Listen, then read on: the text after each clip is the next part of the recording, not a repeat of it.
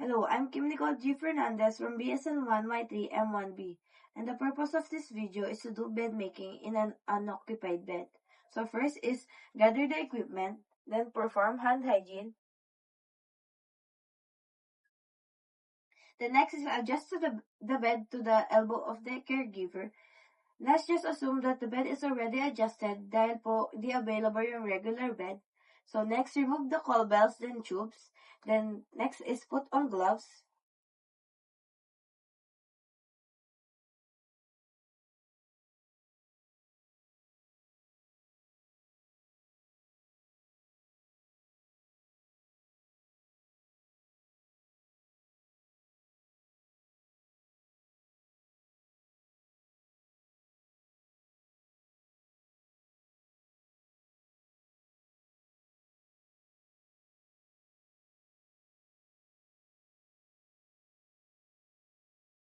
Then next is loose the linens of the bed.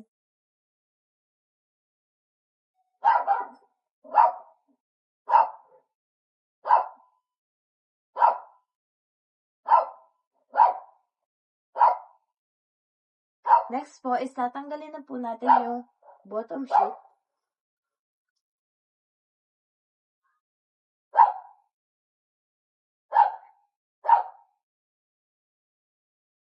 Then next is clean the bed.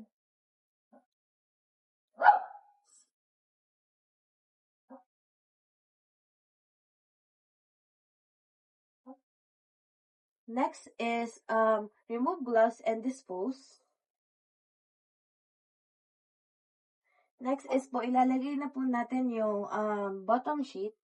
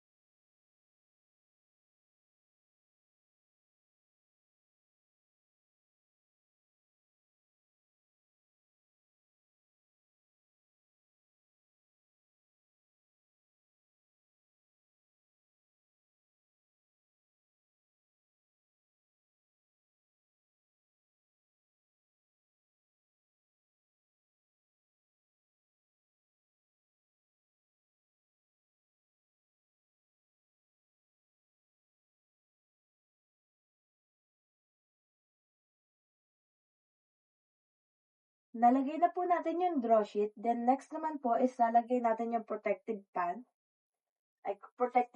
sheet.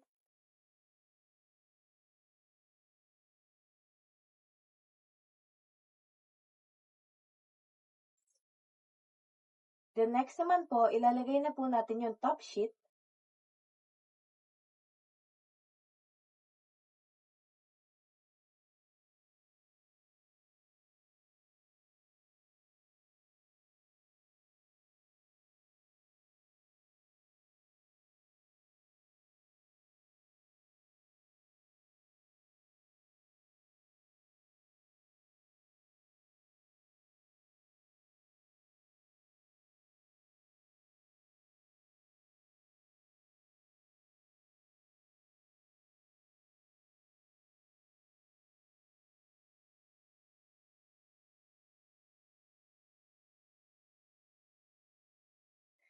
Then next po is papalitan po natin yung pillowcase.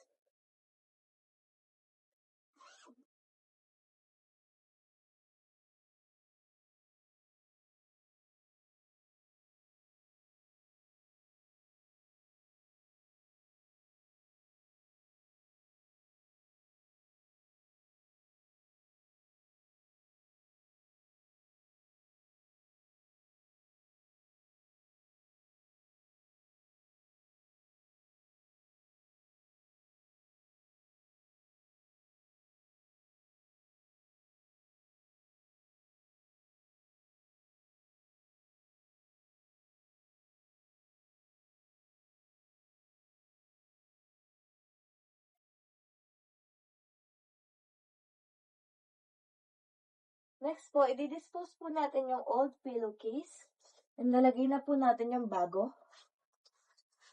Then next po, ibalik po natin yung mga coil bells and tubes na tinanggal ko kanina. And then dispose all the linens na tinanggal ko po into the proper disposal. The next po, perform hand hygiene.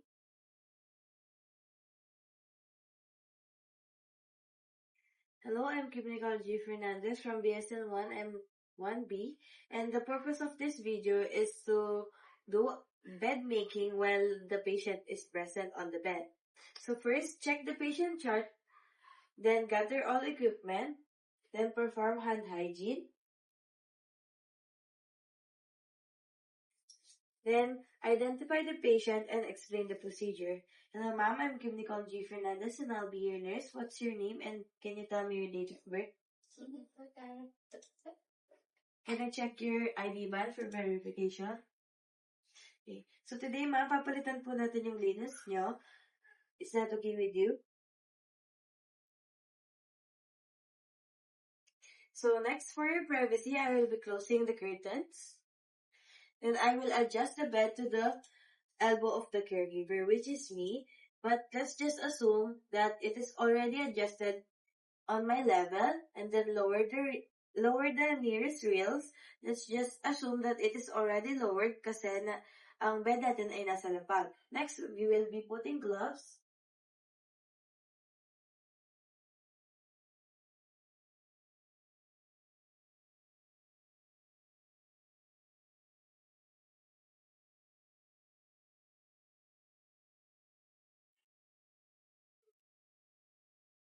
Then next, we will be checking the bed if there is any important materials.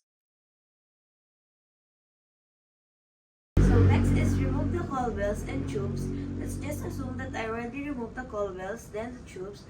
Then next, get the top linens. Then ma'am, papalitan ko po yung kumot nyo. Then kukunin ko po yung nasa baba.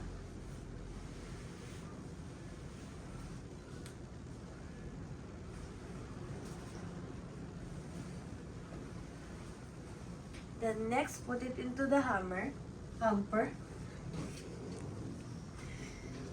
Next, ask the patient to move side to side para po matanggal ko yung banga natin yung linens.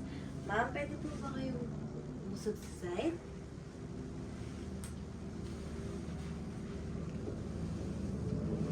Next, loosen and roll the soil linens.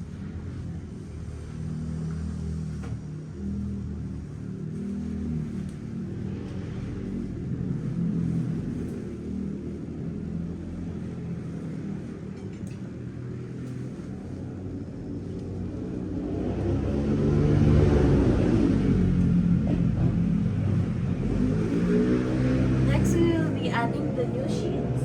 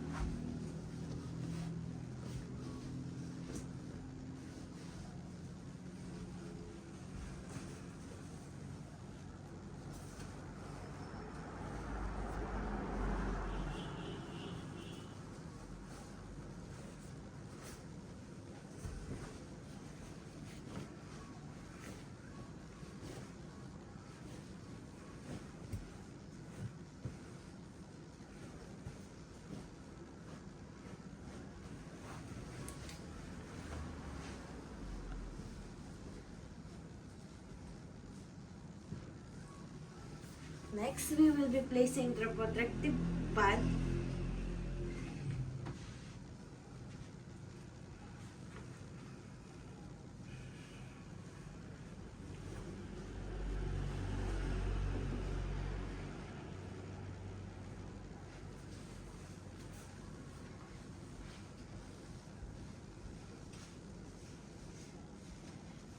So next ililipat naman po natin yung patient to the other side and do the same procedure sa other side.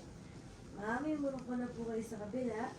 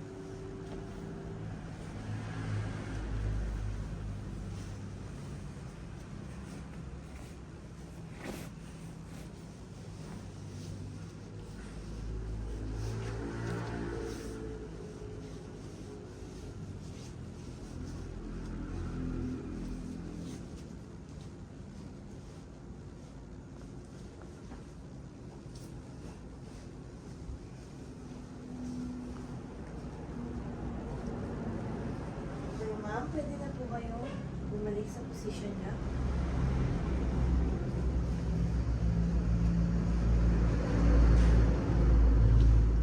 Then next, papalitan naman po natin yung bedsheet. Ma'am, tatanggalin ko po muna yung pillow niyo.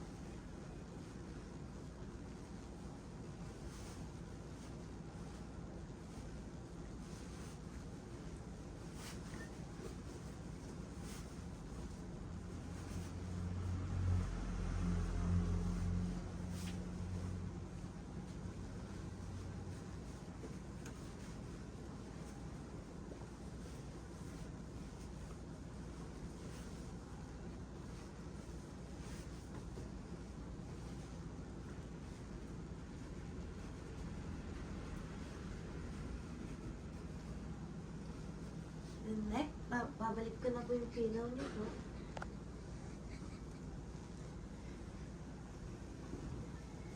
Then next, dispose all the linens that had been used earlier to the hamper.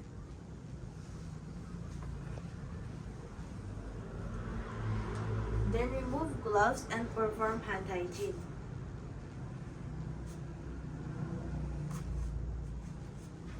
Before I do my hand hygiene, which is alcohol, I will be putting back all the bell and the tubes, call bells and the tubes. Assume that I already put them back. I will now perform my hand hygiene.